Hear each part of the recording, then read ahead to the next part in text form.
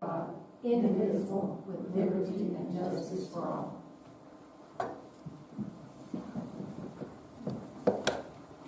We do have an agenda.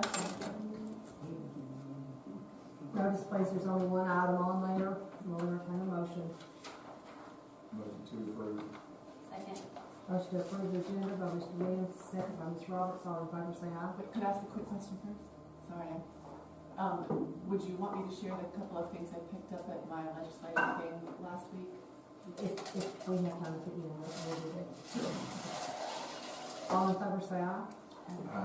Opposed? Okay. Our new business is the 24-25 budget. I trust that everyone got this in email form. I asked them to make a hard copy for you, and we do have one at the bottom of your stack, which is much easier, I think, to write notes on and to study. Also, you're going to find there on top an invitation to the Franklin County Recognition Reception, which is a little bit different this year. It's going to be at the Cumberland Presbyterian Church Fellowship Hall. It's going to be 4 to 6, and it's going to be May the 20th. That's on Monday, and we're going to honor teacher, district teacher, staff, principal, supervisor of the year, and personnel who are retiring. So it's a little different. So, you also have some other things there. One of the, I guess the one in red on top is the 23-24 salary comparison of our teacher scale with surrounding counties. Now, bear in mind that is as of this year. That's no raises, and that's nothing to do with what we're going to do with this budget, but that shows you where we are before we start.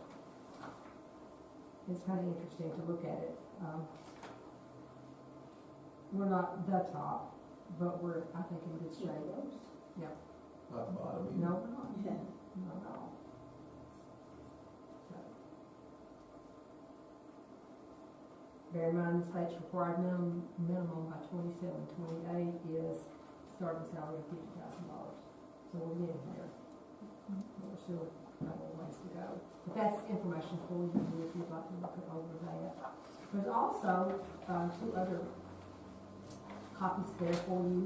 One is the classified support pay scales. And Sarah Mahiski, I think you asked for this in the hall. So you do have that, and you can see what that is this year. Now he being Dr. Also, he's kind enough to do these. Excuse me. He also did that classified support pay scale draft for 24-25 with a 3% increase on it. That's on the next section that you have there. And then he did the next one that has a 5% increase on it for classified. So that gives you a little bit of reference to look at those. Okay. I guess Dr. Coleman has a lot of information to present to us when he gets back over here. But I think what we need to do at this point in time is to talk about things that you are concerned with in the budget, suggestions that you might have, or at least to get it out on the table for discussion if you have concerns that we need to discuss. What is he saying really right here? Why does he got a $3,000 raise? What does it say it's for?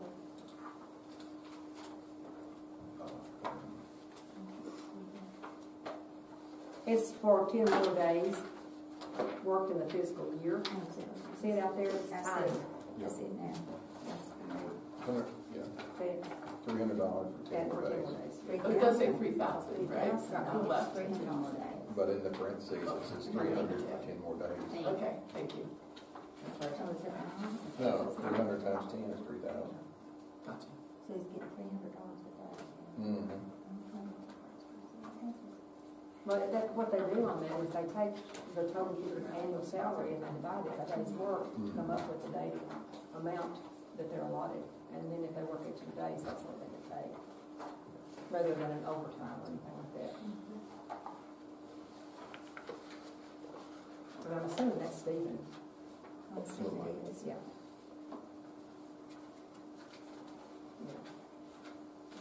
But it's one of the things I noticed, it's not really if you look on page 4 of the draft budget,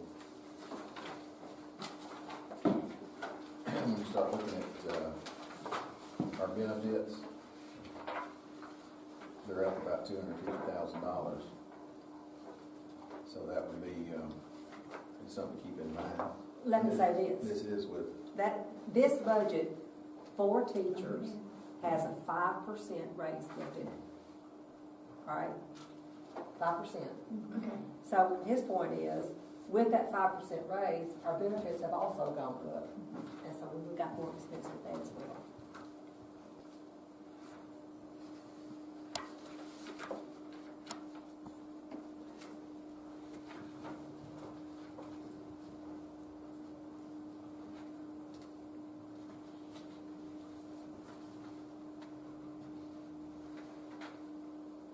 and well, you see with the 5% raise, how much it increased, on page 4, under instruction, 71,000 under instruction, 116 teachers.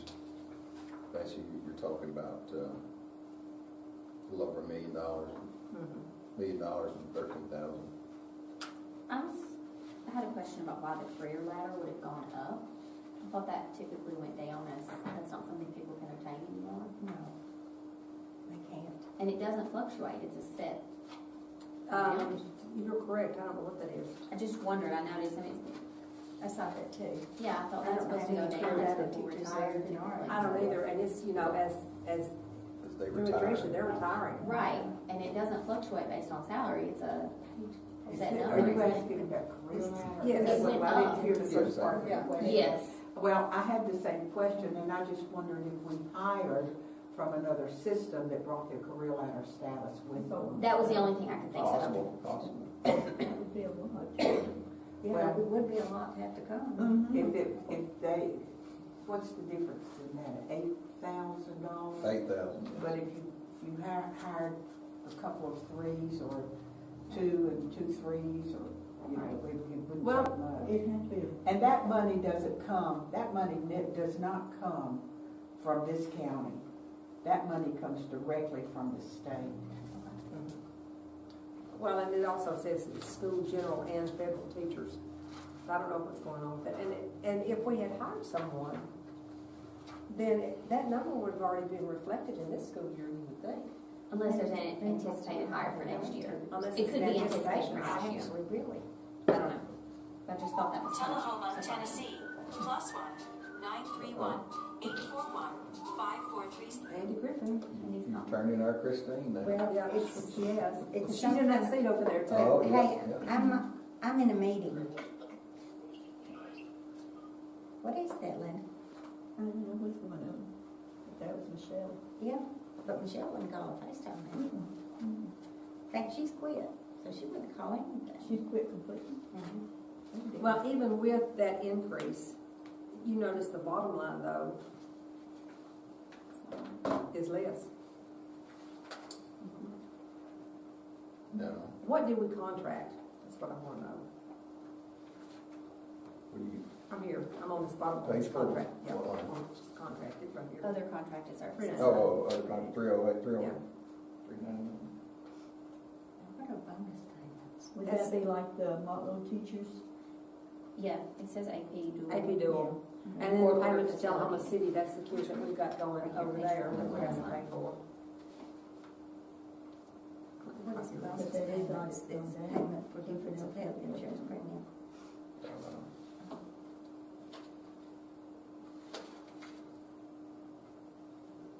I don't know if Still wasn't it's typically about educated. 69 to 71. Mhm. It's down, it's good. Yeah.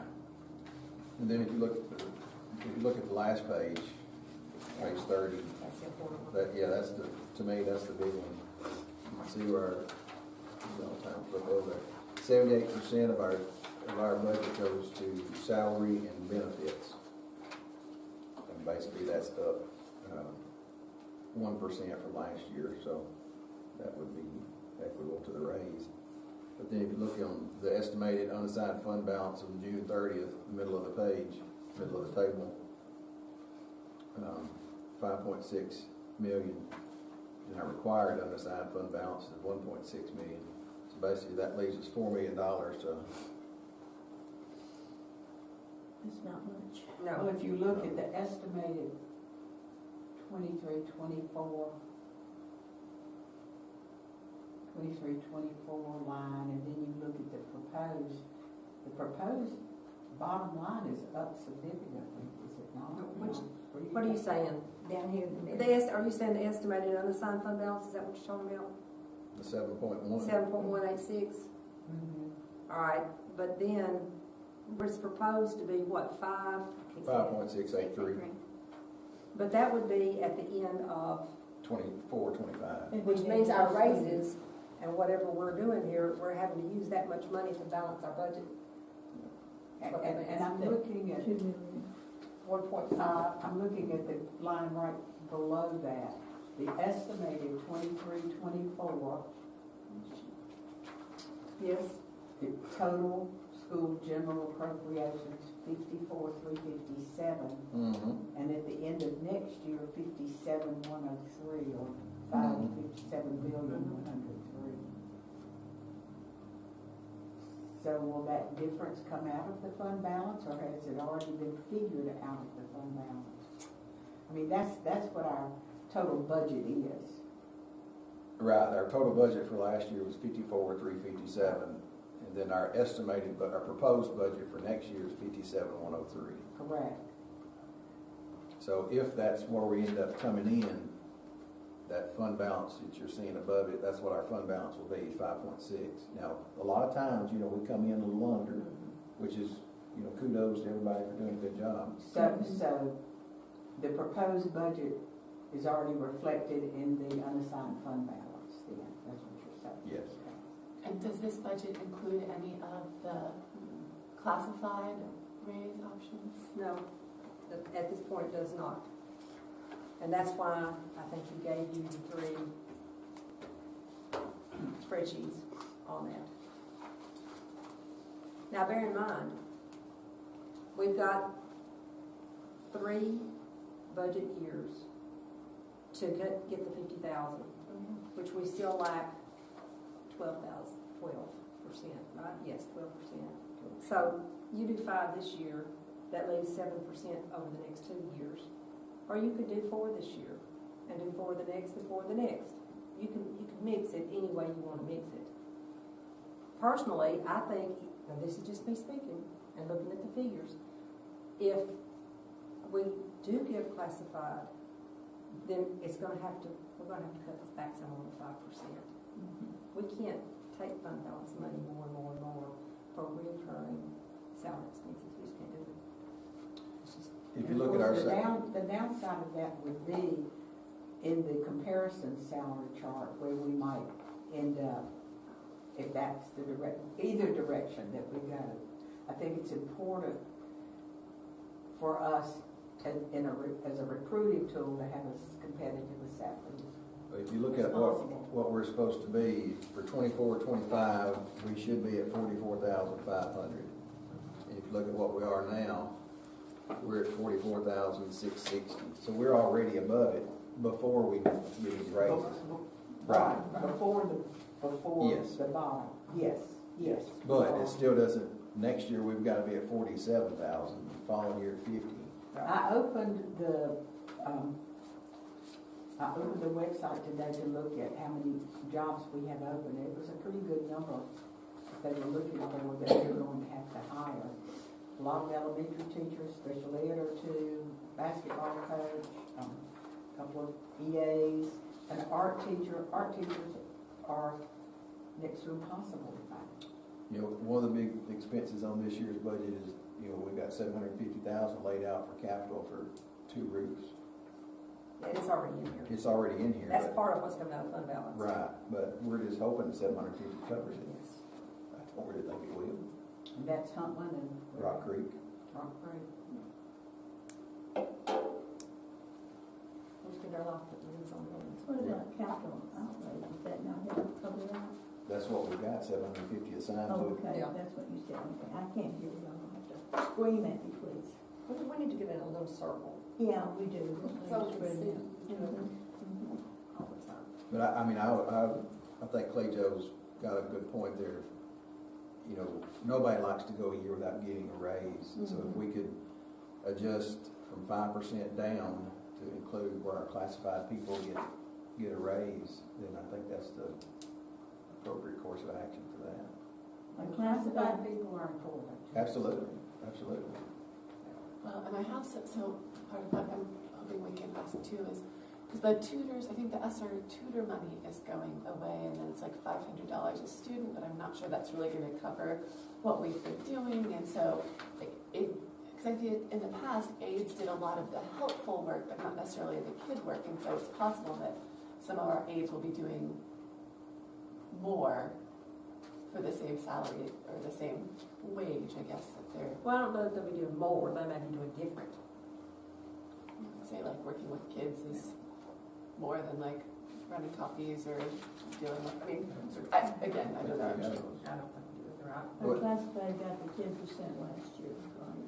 Well, but I mean, right now, even if you look at the 1420, what they're making, like, if they work that 1,260 possible total days, that's $17,892 before tax.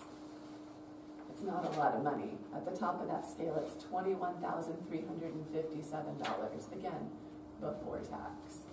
Where are you? Where are you? If you're looking at this year's support pay scale, like if you're an assistant, and you make $16.95 at the top of the scale, if you multiply that by the total possible hours, 1,260, that means if you've been there for 13 She's done the math, hasn't she? years or more, it's $21,357.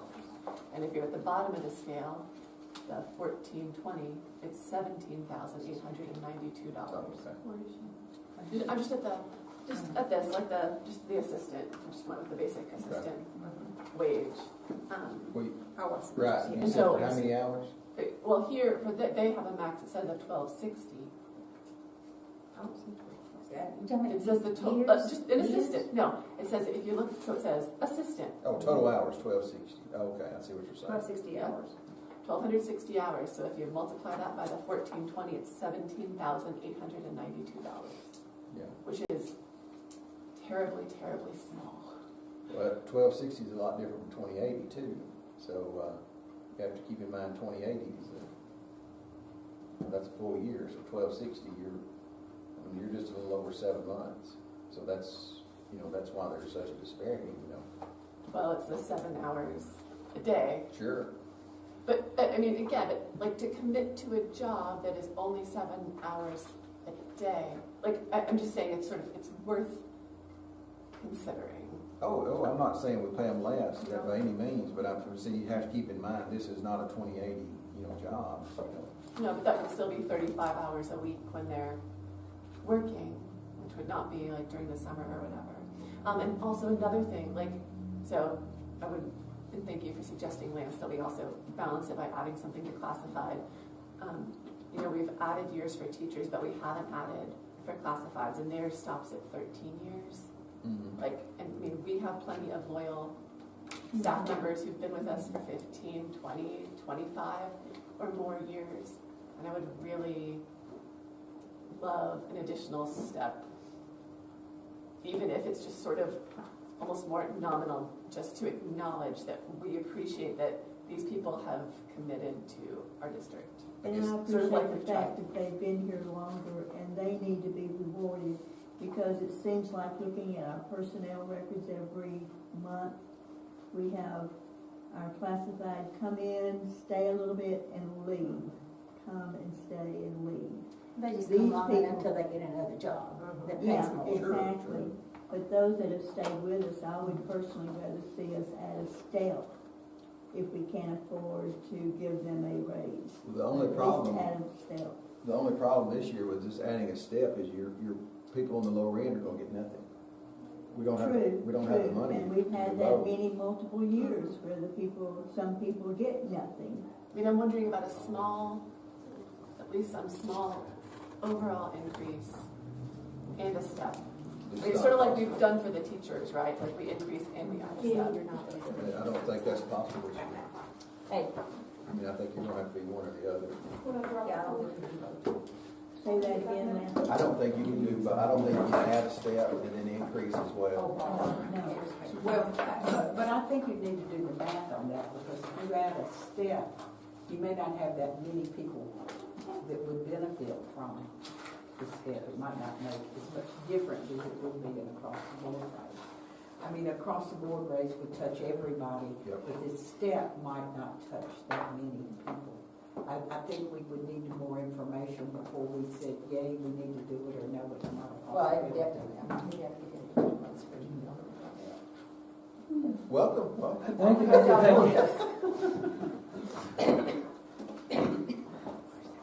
I've also heard that buses are pretty hard to come by these days. If you want a field trip, it's hard to get bus drivers.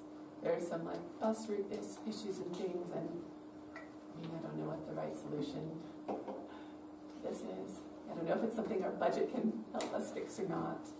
No.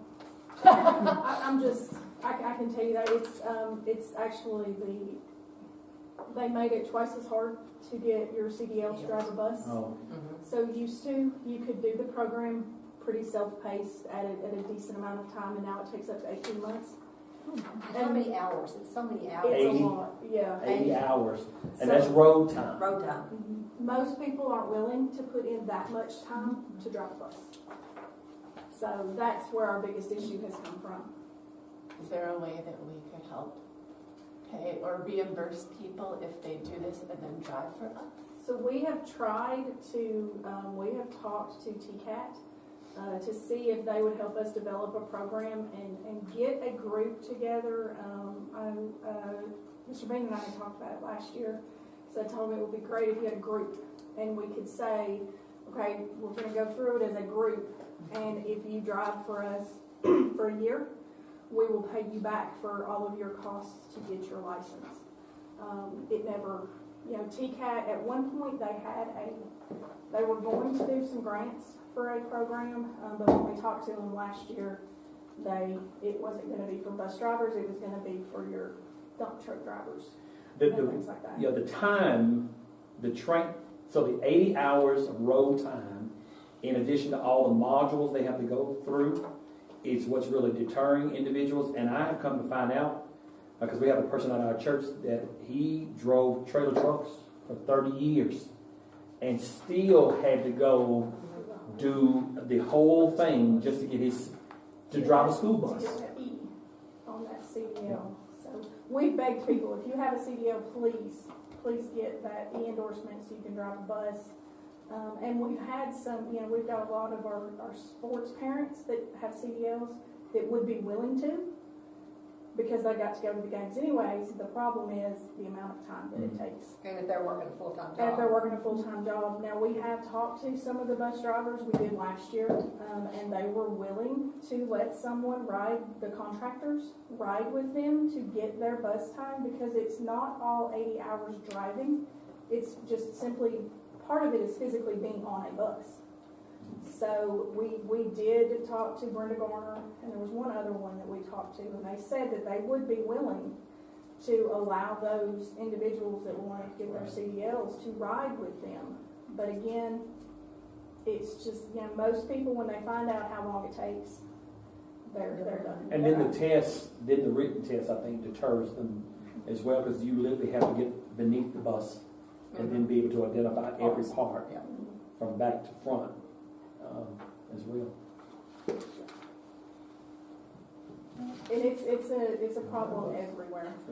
Everywhere's having problems, and our truck drivers are less and less, even your regular CDL truck drivers, because it used to be something a kid could come out of school, go get their CDL and go drive a truck on the road, and it's not as easy anymore. It just takes more time. So are we still pursuing with TCAT too? Well, right now they don't have any type of program. Jan can create a program, because the studying part of it and the modules that you have to do and the testing is something that Jan and Jeff can actually put together. What gets into it is, again, when you get into the bus time and things like that, I would love us to be able to do some type of night class or Yeah. a module You group can get them through the that test. you can get people to come Yeah. in and, you know, go through it together Mhm. and then utilize those contractors that are willing to help us get bus drivers, because it helps them as well. Oh, yeah. It helps those contractors. So, you know, making a deal with them is if you help us get people through and they come drive for you for a year, we will also pay for them to have, you know, whatever their expense was to get their license. But it would take a lot of planning and getting together.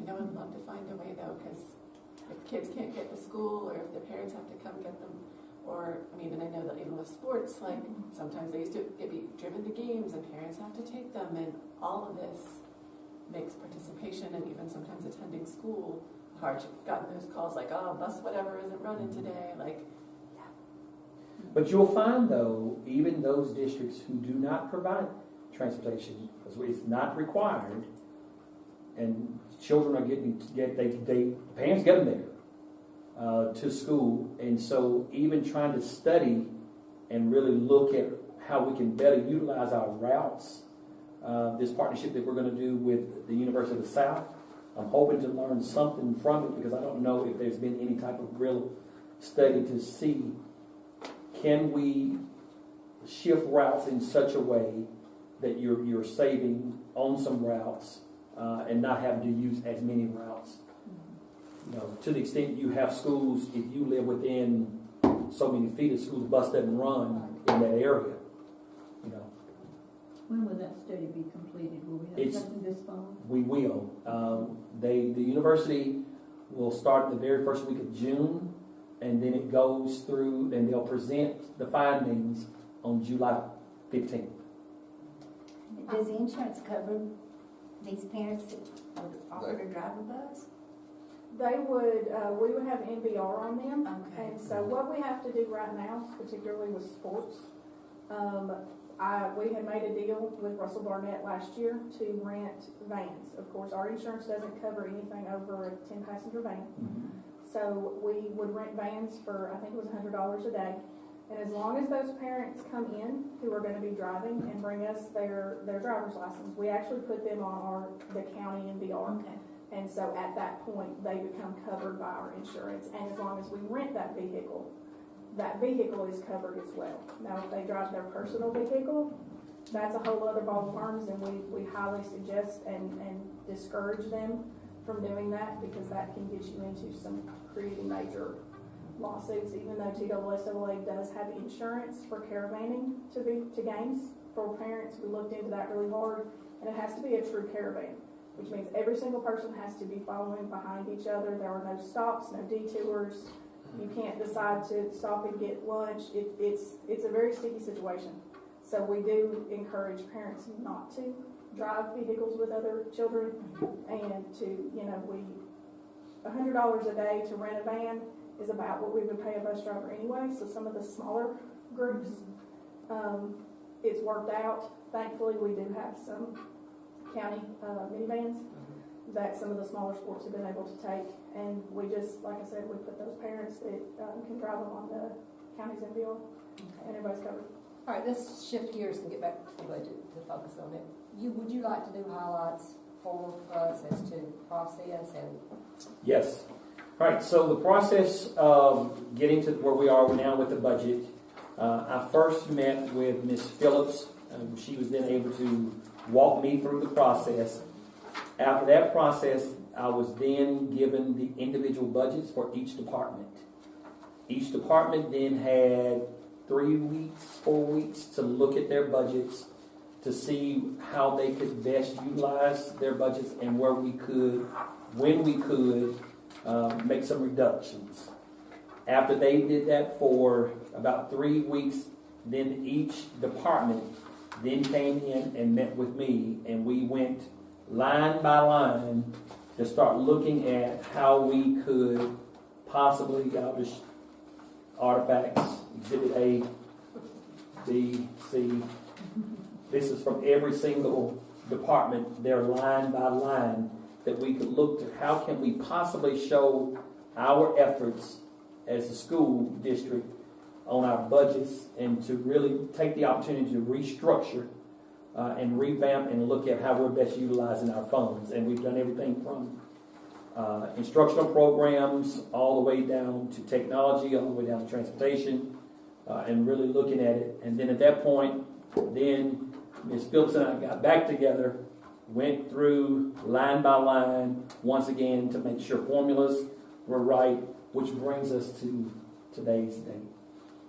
The other process to that is we as a district have to monitor TISA funding, and so we get those reports. They run a report. Last year, I think for the first time, they were running reports every quarter or so. Now they run those reports every 20 days. And so we then, as a district, have to sit down and look to see, are the numbers close or are they far off? And if so, then what's the issue? Where are those children? Because though the formula will say, the old formula says that each child gets $6,860 from the state. Well, that's the number, but we only gain 70% of that. We only get 70% of that dollar amount. All right? So with the new proposal, the governor's proposal, that base is supposed to go up from 6,860. It will increase to 7,075. The difference there is 215 if my math is right. But from there, you can't look at $215. You're looking at an additional 70% of that, which is $151. So that $151 is then multiplied by the total number of students that we have in the district. And then that increase from 6,860 to 7,075 is the intent of the governor to say that those monies are allocated to help with the salaries, teacher salaries. Well, if you do the quick math, that only equals $700,000+ to go towards salaries. When looking at the budget and you do the breakdown with salaries and benefits, you're looking at about 78% of the budget is on salaries and benefits. Well, Dr. Holman, my quick math here says that difference, basically that 30% difference would be $308,750 based on the Which the county should ADM. pay because it's a 70-30 split. Mm-hmm. Is it your recommendation that we should ask the county? Let's ask, most definitely ask.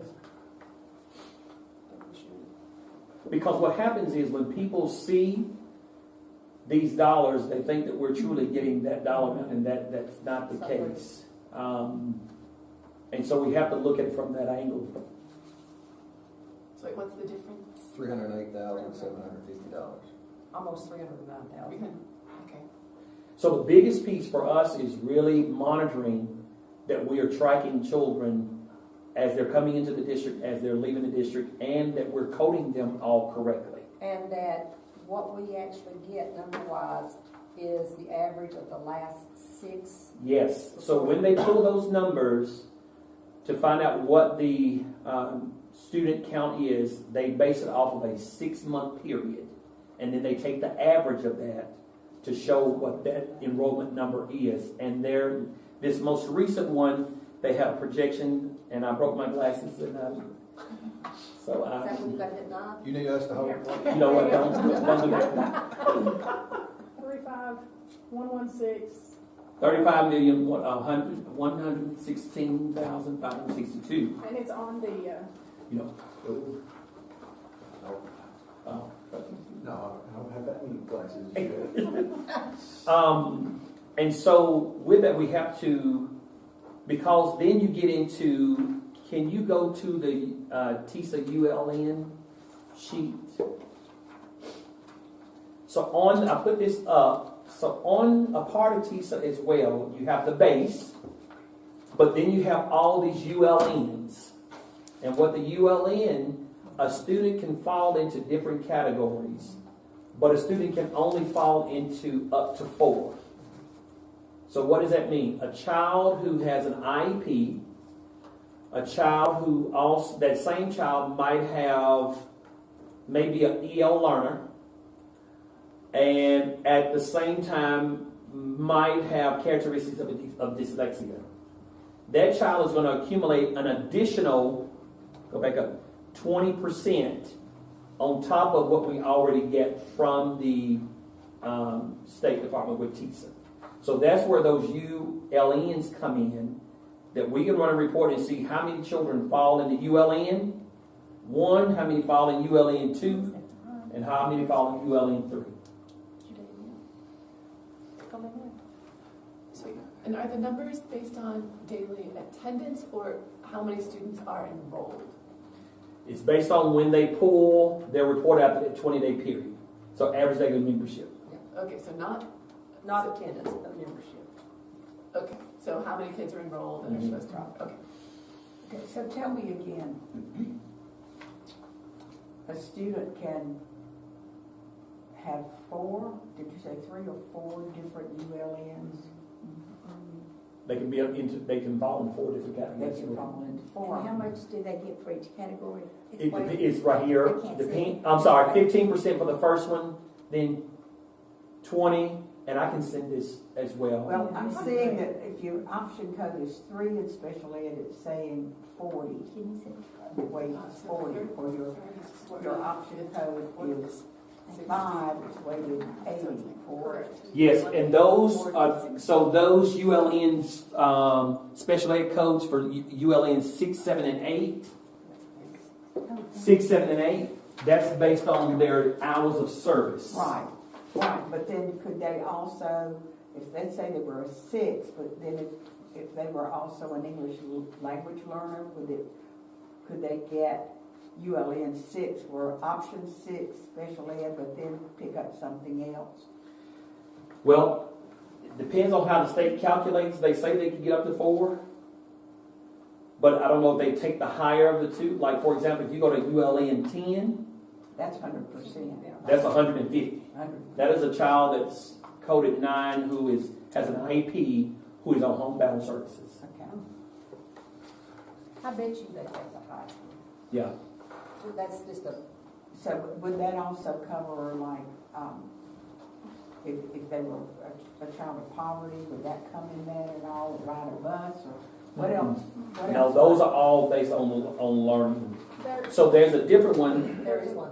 There's one for economic disadvantage. It's not a ULN. It's a whole category by It's a itself. different category. And it is just a set fee. Yes. And then the concentrated poverty Yeah. as well. So they have lots of weights. Rural district Well, is not. could they get, Small and sparse. and this all to me says how important it is to code correctly. That is correct. Because could they get special ed option code 3 and get a weight of 40%, but then get economically disadvantaged on top of that? Yes, but the economic disadvantage is not, it's not per child, it's per group. Per group. So, but on these are That's children. individual Yes. children. So they're only looking individually at either special ed or English language learner? Yeah. And then also characteristics of dyslexia. Okay. And that's basically special ed, right? Yes, we are. We gotta look at the picture. So that just gives you that. This piece is here just to show that there could be additional supports that are given from on the TISA. Because you'll hear people say, "Oh, you're getting this amount of money for TISA." Well, there's a whole lot of depth there that you then have to break apart. For example, on the TISA, on those funds, in that form, they say everything is embedded in the TISA. Well, when you start breaking it apart, for example, TISA provides for 4th grade students who will be retained, but it's only $500 per student. Well, then we have to, but we won't have that number until July. Because the state has now put, they call it sunset, on some rule that we just found out today about. And that's, we were supposed to know what the adequate growth measure was going to be to help on this funding piece, as well as knowing if these children will be retained. So now these parents won't know until July. Can I just interject something else? Because that seems to be, and this is a question, I think, that seems to be, could be a significant source of funds if That the is children are coded correctly. Well, This is Franklin County's breakdown. So this is the total that includes state and local. So this is, you can see, these are the amounts that Franklin County gets for economically disadvantaged all the way down to unique learners. So you can look at well, where I'm going with this is sometimes in special ed, of course, you get children in from another district who might be eligible but don't bring that with them, don't bring that designation. You get a referral, and that process can be like molasses. So I'm wondering if just, it doesn't have to do with money today, but just as we look at the big picture, do we have in place what we need to process those referrals efficiently and quickly? And then it's an IEP kind of, don't shake your head. No, the answer is, do we have something in place to do it efficiently and quickly? The answer would be no. And here's why. Because universities are not producing large numbers of school psychologists. Because the school psychologist, a parent can, of course you know this, a parent can say, I want my child to be tested. Well, then from that day of writing that request starts the process. Well, if you are restricted to the number of school psychologists that you have, you're at the mercy of getting that school psychologist to get to that child, to test that child. It's a certain number of calendar days. Calendar I think days. it's a certain number of calendar days. And then there's another timeline on when this is reviewed with the parents and an IEP. An IEP team meeting meets to determine eligibility. So I'm just saying if there is a way we as Franklin County can expedite these kinds of things, it would convert into money. And services for the children, which is obviously the ultimate goal. Yeah. With all due respect, we can do another workshop on that. We need to focus on this budget because it's time sensitive and we've got to make a decision here. So I guess the big thing is, what are your thoughts on the percentage of raises for the teachers and for your people that are non-certified?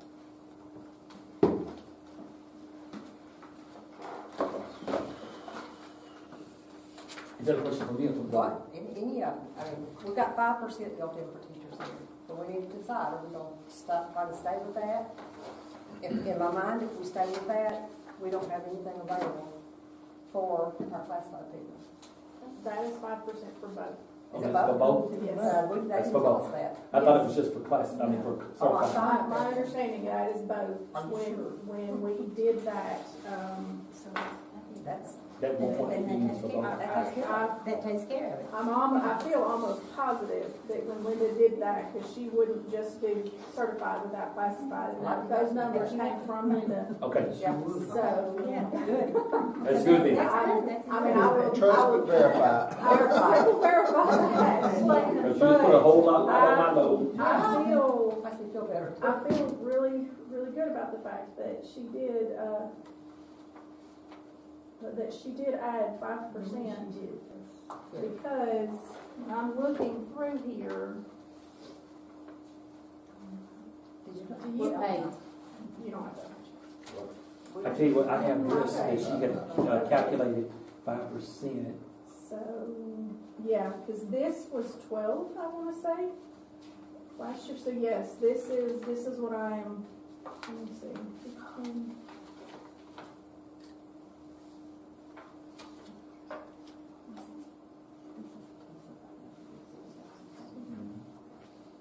Well, I'm looking at the two pay scales, the drafts and the one from this year, and the draft does have an increase in it. So there's the three, no, five, there are like three copies. There's the this year, there's the 3% possible and a 5% And that's possible. 5%. So both of those numbers have been drafted anyway. Yes, I have heard when she was looking to look at it from several different angles, from a 3% to a 5%, and she had the 3% calculated as well as a 5%. So Yes. she's now checking to see which one it It's is. 5%. 5% is in And there. that is what I built this budget around, was that 5% increase on Right. those. Now, the last $1 million question is, what about the bus contractors? So I talked to Jeff today, just to see if I could nail down a number. And if you look in here, I budgeted, just for kicks and giggles, 2.5, I think. When I ran the numbers today, adding $5,000 to their base pay, it gets us just under 2.4. So that does give us some room to change some. I know there's some buses that are not actually getting paid to run their full routes. They're driving more miles than they're getting paid for, so I know there's some tweaks that need to be made. And then I kept $100,000 on the fuel supplement. I understand. We have not paid out a fuel supplement since December, so I have been able to reduce those a lot. As long as this trend keeps going, I think $100,000 will be more than enough, but it's gas prices, and I don't want to tempt them too much. So, he and Jan and I sat down today and talked about, increasing a flat amount or increasing by seats and by miles. They thought, across the board, if it was just a $5,000 increase on their base. Yep. And I think it comes to 2.371 or something. Yeah. So we can look at more, we can, whatever you guys want to do, but I think that's good. that was the number Yeah, that, they've got last 2 years. they've got 10 the last 2 years. Yes, I think that should. So,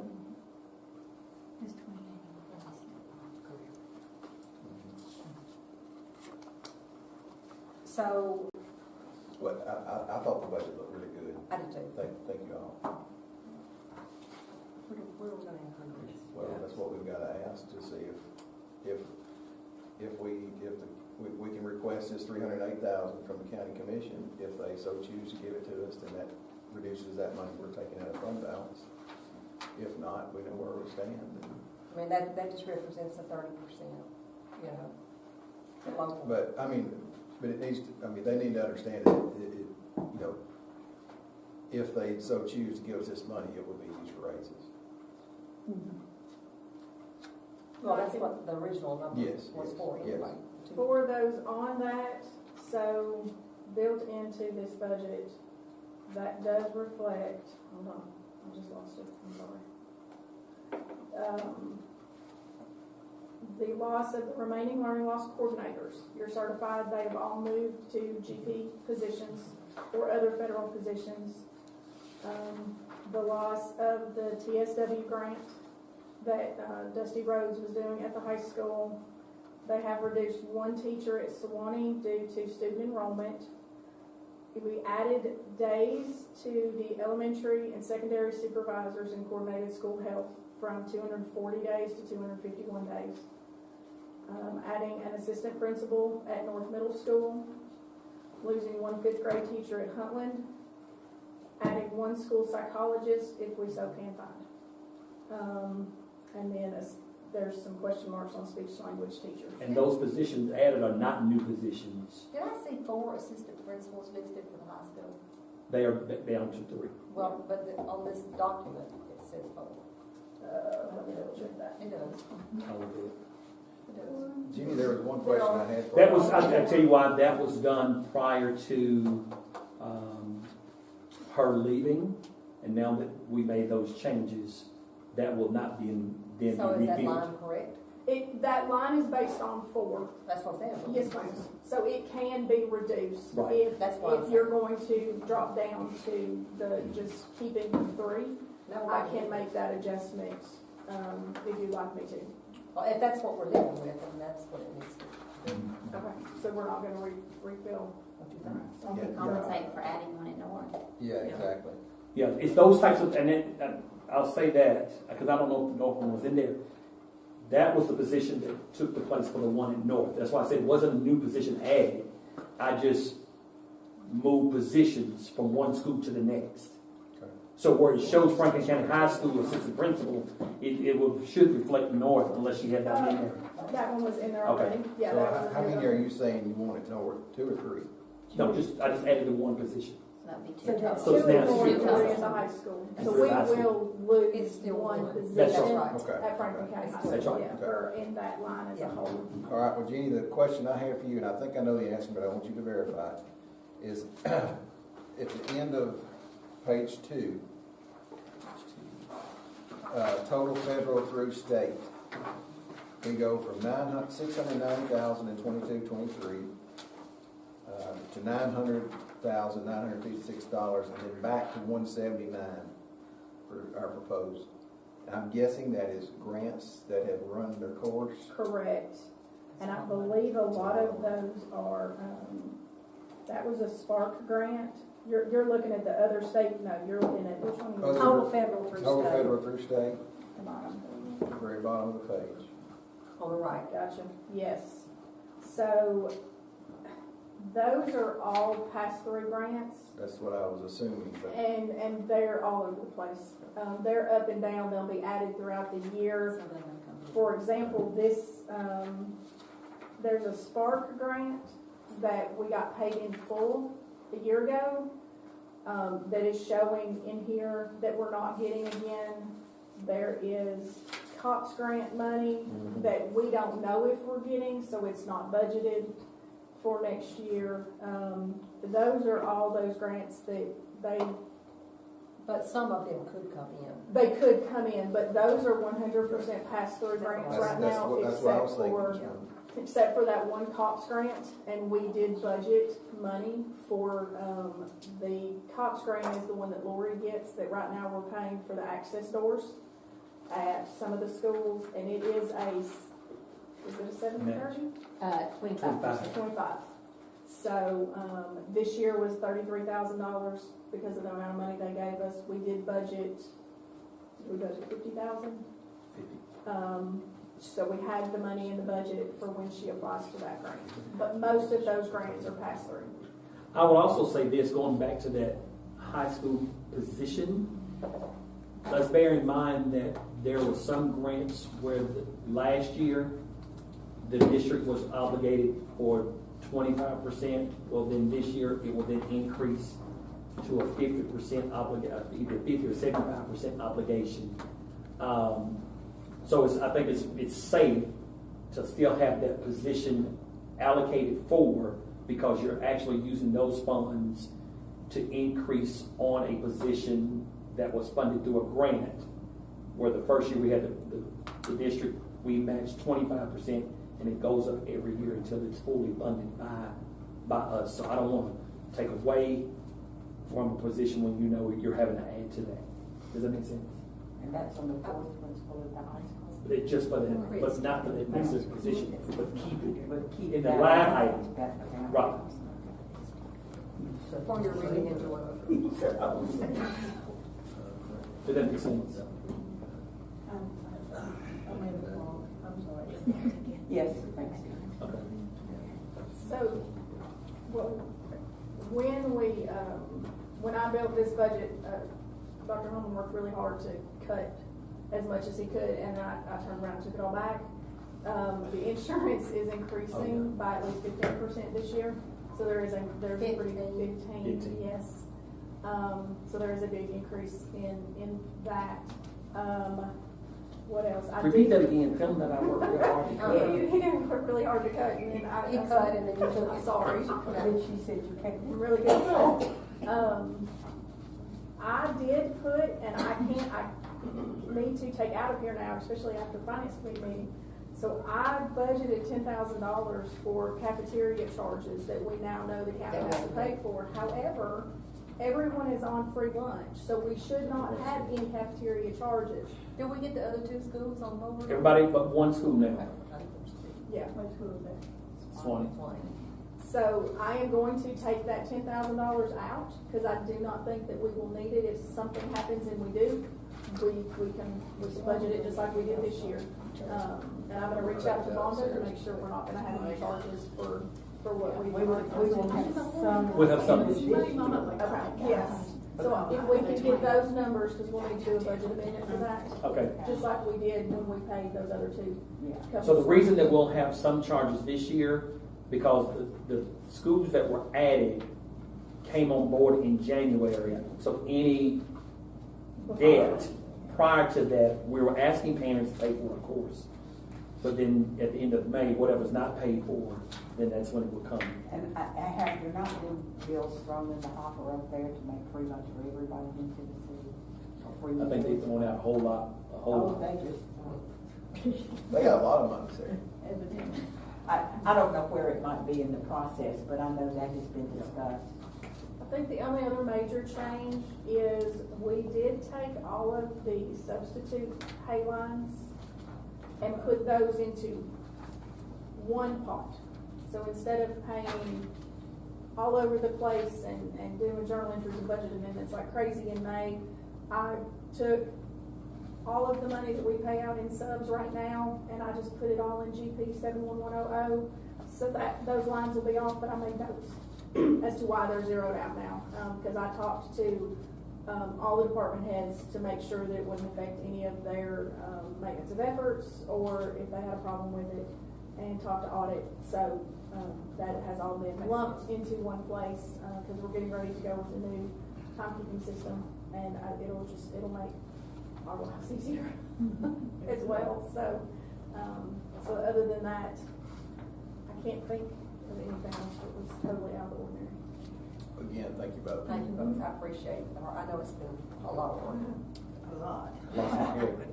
So, coaches, was there any change to their supplements?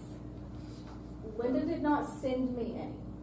I think we got it as, because we have to, the thing is, we have to be very cognizant that we're trying to get to this $50,000 mark, and if we're doing it just on salaries, I think that coaches, now I may be wrong, I've slipped since then, and I think it's on the graduated scale anyway, by years of experience. yeah, but I think she was asking, was there any percent change Yeah. on the supplements? We kept the supplements as is. The supplements though, that's what I'm talking about. The longer they stay, the more their supplement is. Okay. They get a percentage. They get Oh, it's It's not a like, step increase. okay, step increase? Yeah. But no change to the base. No. Correct. They got a 10% increase last year Right. with everything else, but this year, when she sent me all of her thing, I do not believe it had Yeah. any We increases. kept their base on the supplements as is. Somewhere I've got to be mindful that I gotta do our part on these salaries, and not everything can get an increase. Coaches did salary increase. Talk to me about the, we have the comparison chart, but do we have a chart proposal for Franklin County so that we could look? We talked about adding, for instance, the 24th year, 25th year, or whatever. Have we run that yet? This budget includes the new 24th year step. I believe, my understanding does that have the 24th Well, year? this is this past year's Okay. comparison chart. She added a 24th year, because if I remember right, we're gonna add a step each year. So this does include adding this year's 24th step. I don't have a copy of that. That is just the comparison of other counties. I just wanted our Beginning board to salaries. see what the salaries were. I just, just to see what our teachers will be making. It's here.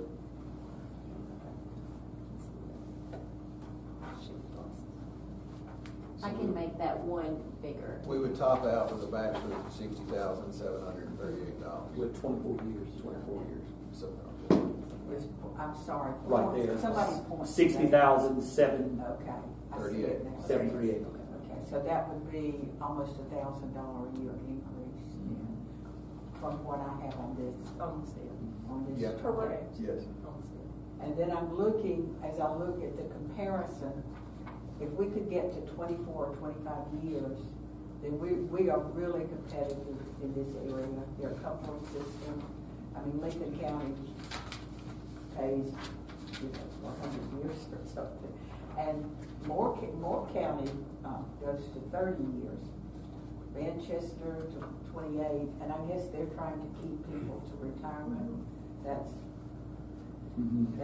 I think I do believe some of the trends that you'll start seeing, I think you'll have some districts that will come to a freeze on year increases because the longevity for teachers will continue to shift. I don't think you'll continue to have the large scale number of people staying in education like we have with this new crew that's coming in. I don't ever believe that they'll stay in it that long. No, probably not. Let's just say hypothetically, if we did our steps to 25, and I think that's a realistic goal to have, 25 years, and then we, in a budget crunch year, didn't have but 10 teachers who were at that. Could we stop recognizing the 25th year except for those who've already earned it? What I can Can we do, take it out of our?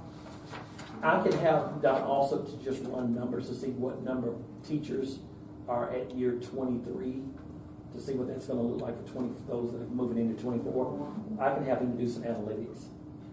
And could you also then run it just to see what it would be like for classified for 15 years and up? Just like how many people fall under that and how much that would add? Because theirs has stopped at 13 years, as long as I've been in. Yeah, I can have them run it I would just love to that. see how many support staff have maintained past those number of years. And I think it'll go back to, you will find, I do believe, and we can just figure it out, have them pull, those that are educational support people are more likely the individuals who may have children in the district and they want to be on their child's schedule. A little less than half, Yeah, just by glancing at. less than half. For about 15 Just, and up. I mean, when I say a little bit, I'm gonna say between 40 and 50% have, and we're talking support staff. We've got 24 years, 28 years, 30 years, 32 years, 33, 12, 15. I mean, those that have been here have been here. I mean, And then we have a whole bunch that are 1, 2, and 3. Yeah, Okay. So, that much they're in and out. a whole lot, yeah. 47. maybe Okay. there's a way just to shift the 13 and up a little extra, to not add a step, but like finagle, like 32 years, that's a long time This to. thing's been there for 47. It's A long support time to be staff sitting in and basically the same place on the salary Yes. scale, you know? that attendance department is gonna be hurting. She's a fixture. Her and Miss Louise. I'll have to get it to Dr. also. All right, any other questions, concerns? What about the career letter question? Yeah. Oh, yeah. Well, it says there's 28 people on it. It goes up. Why is career ladder going up instead of down? So, and I asked that same question. If someone were hired in with several years of experience, and it would have to be quite a few, because it's career ladder stopped when I started. Well, it says there's 28 members. Yeah. Somewhere on here it says career ladder 28 Uh-huh. people. So, and that's probably why they may have hired someone in that was on career ladder. And You still had to honor they it. could have hired within the year last year. And that is based on numbers off of the spreadsheet. Now, that is not saying that those will be the final numbers, and that is all reimbursed from the state. Yes. And may have people retire who are on the career ladder Mhm. also So true. to change that number. Yes. Do we have a lot retiring this spring? There's, don't hold me to this, I think there may be about 10 to 12 right now that have submitted. And that's both certified and classified. Oh, So the counselors, the guidance personnel, I guess it went from 912 to 790 on page 12.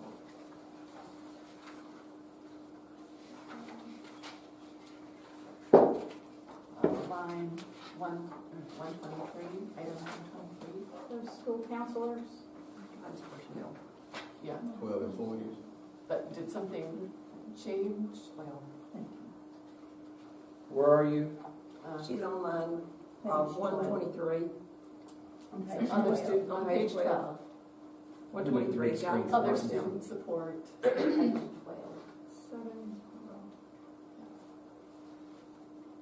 So that's 72130. Yes. Yeah. So I think what that is if, okay, so that is. Because we just worked hard to make sure every school had at least one of their own, and probably probably some schools have, like, high school has more. They're showing 12. Yeah, but 12 some employees, schools are that's- sharing. Some schools are sharing. Got 12 employees, they're still there. We got one. Are you talking about personnel wise? Because No, no, no. under line 189, that's where we added the student advocates. So those are not quote-unquote guidance personnel, they're considered student advocates because they're not certified individuals. So we have 3, I believe, what do they call them? Student advocates. And they all are master's degree counselors, but they're not certified, so they're not listed as school counselors, they're listed as student advocates. So were they last year? Because that Yes. still It still goes from like 912 Yeah. to 790. wouldn't account for the number dropping that much if they were. I believe classified that way. originally they had, I'd have to look at last year's, I think they were hoping to hire Okay, some that's why that never, it didn't Right. come, we weren't able to find anyone that didn't get quick. Yeah, okay. so that's why we have the students. Okay, so there's not like a loss of counselors. No, not taking it no, out of the no. budget. No. Okay. And I will say that the student advocates have been an intricate part Oh, yeah. Yeah, of the I- school and have done an extreme, have done a great job. One, because you once again, back to the university situation, the crisis, there are not a lot of people going into counseling, and the reason might be because it's a 45-hour master's degree plus 400 to either 600 intern hours they have to do on top of that. That's more hours than an E EDS. So the actual expenditures from last year were 640,000. We originally budgeted for more guidance counselors than we did this year. We budgeted for open positions last year that we have not budgeted for this year. That's the decrease. Yes. Thank you. That estimated column is not a true estimated column. That is just getting numbers in there. So I haven't had a chance to go through and get the estimates for the remainder of this year because it will be nowhere near that 912. It will be much closer to the 640. And then 2 more things. I know we've talked about how we needed more band instruments, and we gave a little last year. Or is that still in here? Money still in there. There Awesome. I missed it. is- Thank you. 35,000. And then tutoring. Maybe we kind of talked about this, but I know that like the needs for tutoring are still. So I can do that very quickly. The issue with tutoring is going to be this. So those that are currently that were learning loss educational assistants, they work from year to year, right? And so they will, now that those ESSA dollars are gone, the only thing that's funded is that of the 4th grade in TISA.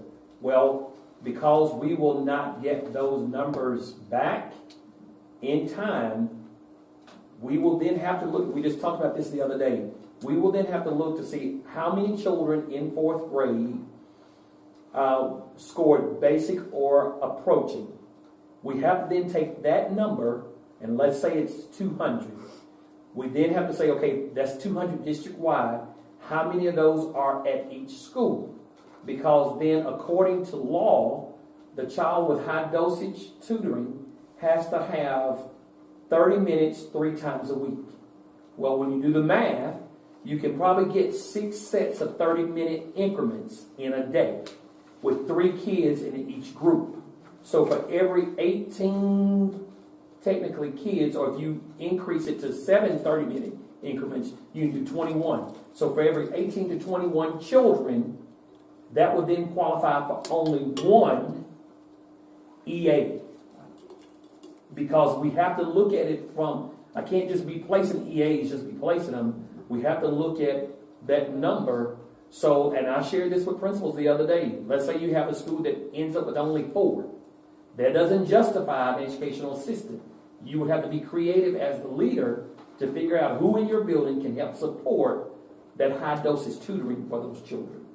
Well, and I think there's talk of like the rising fifth graders maybe needing it depending on. Well, what shakes out. that's going on in on the Hill, and then also with any child who is K through third grade who has been retained, then we will then have to look at that retention list, because as a district we took over and added some people to the payroll who are now on gen ed funding.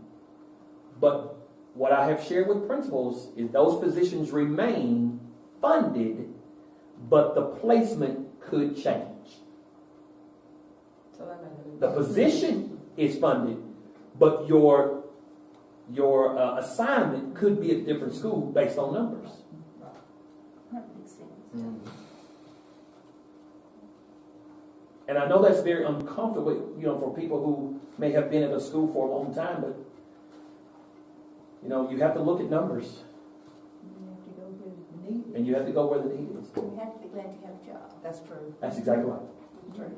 We had 23 learning loss coordinators that are not coming back next year. Now that more than half of them Have already been placed. have already been placed in GP, taking places of people People who who left. or vacant positions. So we're not losing. And 23 others may be placed as time goes on. That's Could good. be correct. Some will find out in July Mhm. that we can offer them a position, because that's when we'll know the test scores and how many of those kids and how much money we're going to get from TISA for that 500 per fourth grade student.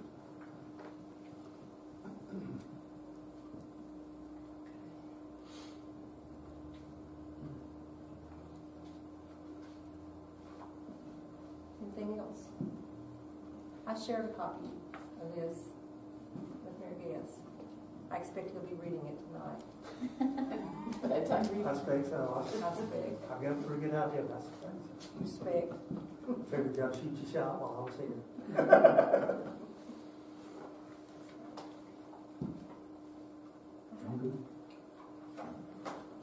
Is that it? Ms. Leakey? Need a motion? I would love to hear from Sarah if she can, about the legislation. Yes. Just give us a little summary. Sure, I can share what I've heard. So, there was a bill up this week that would allow armed school employees, I don't know what happened with that one, I think I maybe shared that one with you all.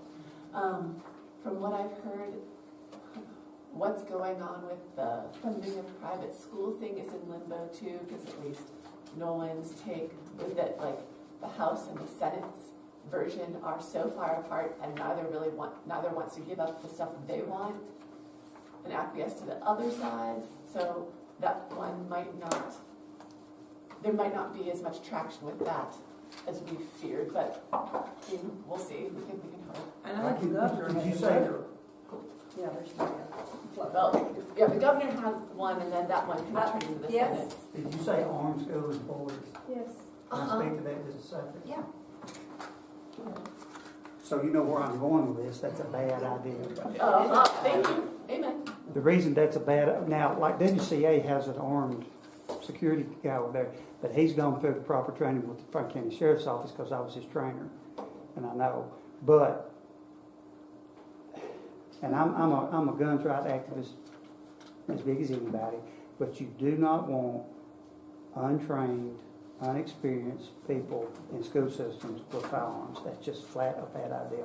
You want people in their armed, but they need to be sheriff's deputies or city police officers. It doesn't need to be teacher. I don't think that'll get a lot of flack, because the Tennessee Sheriff's Association and the Chiefs of Police Association will really raise a kick about that, and they listen to them. They've got a pretty strong lobby, and just kind of keep that in the back of your mind. I did that 28 years, and I did a lot of security stuff and training with SROs for schools, and what they're talking about there is a bad idea. Well, apparently it passed the House last year, and then it sat, and then they brought it back for the Senate.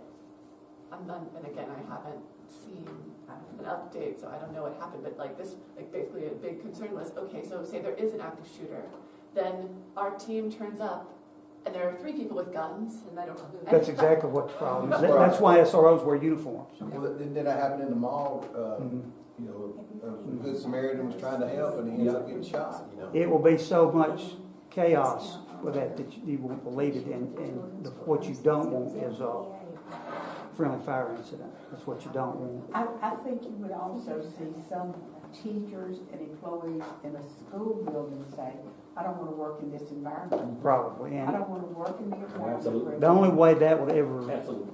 be anywhere close to legitimate. Now, you'll have like Jimmy Daniels at the high school.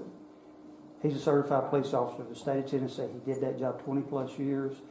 But even at that, whoever that is, what I would think that you would want to do is at least send them to the required 8 hours of firearms training. So I'm partial. The best firearms training is the sheriff's office. But they would have to at least do that bunch. I'm not sure you wouldn't want them to do the full 40 hours in service and know the law like they're supposed to about that kind of thing, like no retreat or, you know, deadly force issues. They need to go through that if they're going to carry a gun. But somebody other than law enforcement in a school with a gun is a bad idea. And they need to have some type of identification as well. Well, they'd have to wear a badge or A vest. if you wear those things around your neck, all you do is give somebody a good target. So Yeah. it probably need to be a color of the day or Something. an ID, something to So that identify. the local police know. They've got to know. Do That's you why I'm think being it will, honest. do you think that will pass? I can find out. I think as a board member, if you could give us some information on that and find out if anything in our local sheriff's department are doing to We should counter see that. Well, I don't have to ask about that. If Sheriff Fuller hears that come up, he'll have a chat. Mm. He doesn't like that idea. But I can ask him. I'll ask him. Well, it's I'll get. already being discussed. Well, luckily it's just being discussed. When those lobbyists get loud, those politicians up there listen. And the Sheriff's Association is one of the strongest lobbies in Nashville, right below the realtors. But that's my take on that. I'm not going to say anything about the budget because I don't have my best on. Hey, always remember, it's not as good as it seems, it's not as bad as it seems, it's probably somewhere right in the middle. Is there We'll work anything it out. else, Sarah? Thank you, Sarah. Thank you. And then the preschool, because like the preschool, like we have at Cowan, that has the sort of mix of students, isn't funded, it's not part of the TISA funding. And while people are apparently sympathetic, it looks like that one's not going to pass this year either, so we'll That's the continue. peer-to-peer one. Yep. Yeah. So again, it's not There's funded. one at Denver as well. So again, something that we're funding, so something to, Now, there is a new grant through the state, voluntary pre-K, we get grant money, and now there's a voluntary sped pre-K that we also get new funding for, that just started October, maybe. So, now I don't know, I have to check with Toby, if that's, I believe, my understanding, just like voluntary pre-K, that it will be a year thing that runs through E-Plan that we make claims on monthly. And it just pays for, salaries for one, maybe two assistants. Who would volunteer special ed pre-K, is that what you said? They call it voluntary pre-K through the state, that just, But, I mean, that's for the 4-year-old program we've had in place for. a long correct, yes time. ma'am, yes ma'am. It funds part of it, not all of it, Right. but it does fund part of it. So now we also have a sped pre-K that the state is funding a portion of as well, that just Well, that's started not- this year. I mean, they're eligible, if they have the IEP, they can go at age 3. So, Right. oh wait, so here's what it says, if what I found briefly online about the one. The bill cleared the Senate Judiciary Committee this week and will need to be approved by the Senate Calendar Committee, and then will head to the Senate floor. That's This is the firearms one. That's a long way from being over. Yeah, but they said, oh, okay, it has several requirements. Must pass a psychological evaluation, must have written authorization of the chief from the appropriate law enforcement agency, and concealed carry permit, and go through an additional 40 hours of training. Is that something that we would be required to do, even if it was? Could we have a policy that says yay or nay on that? It'll be interesting what TSBA says. Here's our state mandate that bill. If you have feelings about this, write to your legislator. Call Senator Bowen and Representative Runner, let me know what you think. But I'll try to get in touch with Senator Bowen and see what she really.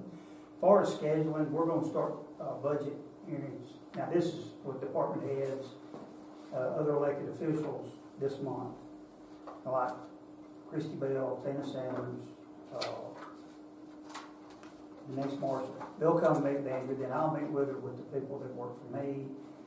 Not even need, I mean, that won't affect y'all, so the real budget hearings between the school board and the county, the finance committee. I anticipate it'll start somewhere early in May, maybe late April. And it's really, you won't know a whole lot that you need to know probably even by then, I know that. So we'll do the best we can, that's what I anticipate, somewhere early May. Was this So, something, is this something that we want to put on the agenda for Monday? Go ahead and get it approved? I thought we would look at it. Well, Well, so generally, that's what I was looking at. So your, the May board meeting is on the 13th. If I had to say, I'm thinking 16/23 would be the budget the budget meeting for the finance committee, because it's usually 2 days, mid-May. When is the May county commission meeting? I didn't bring my phone. So it might be 9 and 13. Anyways, I think if we did, look at it again on Monday night, and we'll possibly have to have a special call meeting. Well, no, she said, well, our May meeting is what? the 13th, but I can't remember when I'm the looking it up now. when the county commission meeting is. We can certainly We do can that. do a special call meeting. Yeah, and I think that might be the best bet. That way we might, because we still don't, this is built on last year's revenue numbers from local. So we haven't done, Andrea hasn't done the averages yet that we would normally use to build that. And I think not knowing what the finance committee is going to approve and or not approve as far as revenues go, you're gonna end up having to come back to it anyways, quite possibly. The May commission meeting was on Monday, May the 20th at 7 p.m. Okay, so we would probably, depending on, it might be the 9th, but anyways, well, I think that it would be best to kind of get an idea of what the revenue situation is with the county commission and have a special call meeting We can do that. before. Y'all been through that before. You've got, and I'm not trying to gaslight anything, but you've got a majority of your commissioners that have a bottom line number in their mind. What they want, I'm saying, is pennies. A penny on tax rate for our county is $164,000. They equate that to 1 cent, 2 cents, 3 cents, 4 cents. They're not gonna dig down into, and you got a couple that will, but they don't dig down into the minutia of their budget. Basically, what they wanna know, bottom line number, what's it gonna take? Because that's really what affects the property tax rate. Sales tax for county's flat. Now, I'm not the doom and gloom guy down there. No. I expect that to pick up as the weather gets better. We are not getting out of the Deckard tax payback this year. That will not. We are still under $147,000. Last February, we paid back $530. We're not getting out of it this year. So, that's going to affect us. Well, property tax looks to be flat on that, but you see that your numbers are probably not. Right, that's what I'm saying is this is You built use on last year's. last numbers. So I feel like we need to wait and you're going to come back to it anyway. Yeah, that's fine. Depending on what happens. So, That's good. yeah. Motion to adjourn. Second.